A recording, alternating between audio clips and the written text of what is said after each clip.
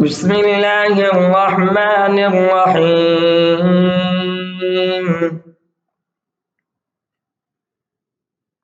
وهم ينهون عنه وإن يهلكون إلا أنفسهم وما يشعرون وهم ينهون عنه وإن يهلكون إلا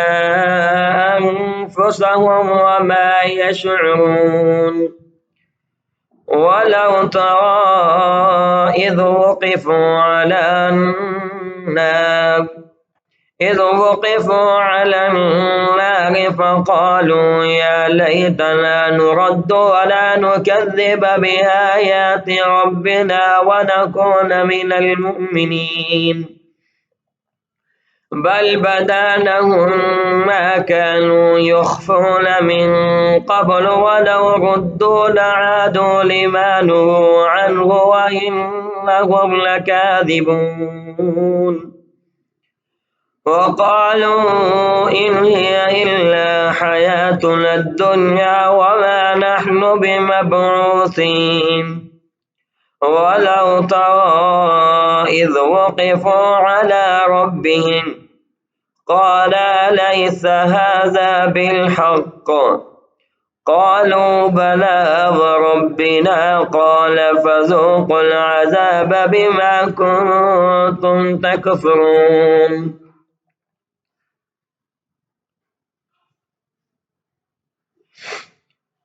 قد خسر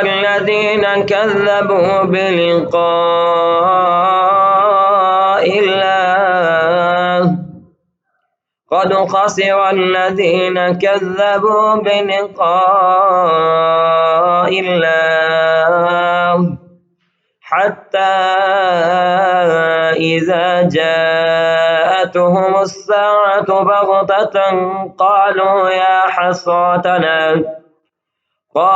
يا حسرتنا على ما فرطنا فيها وهم يحملون أوزارهم على ظهورهم ألا ساء ما يزرون وما الحياة الدنيا إلا لعب ولهو وللدار الآخرة خير للذين يتقون فلا تعقلون قد نعلم إنه ليحزنك الذي يقولون فإنهم لا يكذبونك ولكن الظالمين بآيات الله يجحدون ولقد كذبت رسل من قبلك فصبروا على ما كذبوا وأوذوا حتى أتاهم نصرنا ولا مبدل لكلمات الله ولقد جاءك من نبأ المرسلين وإن كان كبر عليك إعراضهم فإن استطعت أن تبتغي نفقا في الأرض أو سلما في السماء فتأتيهم بآية ولو شاء الله لجمعهم على الهدى فلا تكونن من الجاهلين إنما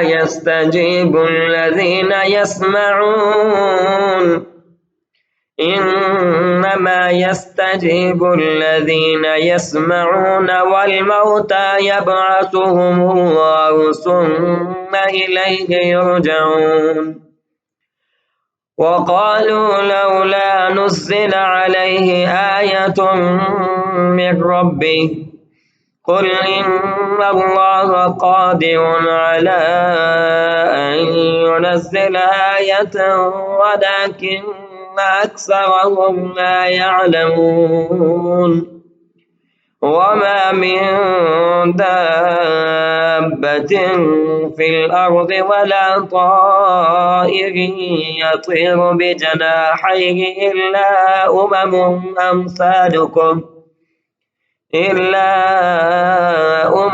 أمثالكم ما فرطنا في الكتاب من شيء ثم إلى ربهم يحشرون والذين كذبوا بآياتنا صم وبكم في الظلمات من يشاء الله يضلله ومن يشاء يجعله على صراط مستقيم قل أرأيتكم إن أتاكم عذاب الله أو أتتكم الساعة أغير الله تدعون إن كنتم صادقين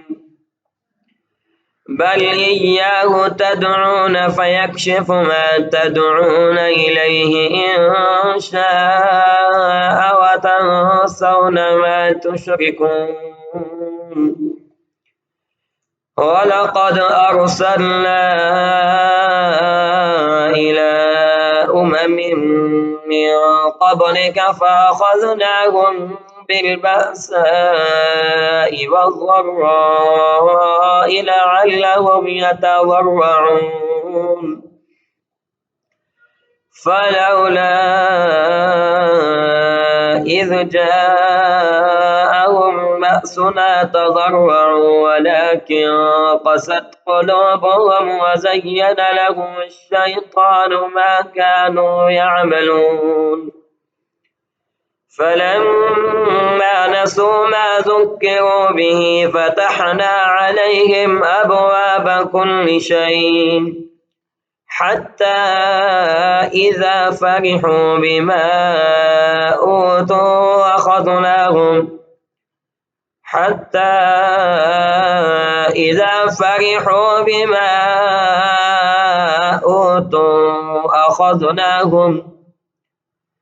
أوتوا أخذناهم بغتة فإذا هم مبلسون فقطع دابر القوم الذين ظلموا والحمد لله رب العالمين قل أرأيتم إن أخذ الله سمعكم وأبصاركم وختم على قلوبكم من إله غير الله يأتيكم به انظر كيف نصرف الآيات ثم هم يصدفون قل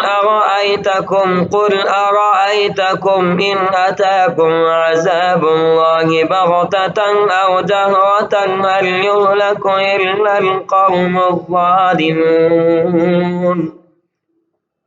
وما نرسل المرسلين إلا مبشرين ومنذرين فمن آمن وصلح فلا خوف عليهم ولا هم يحزنون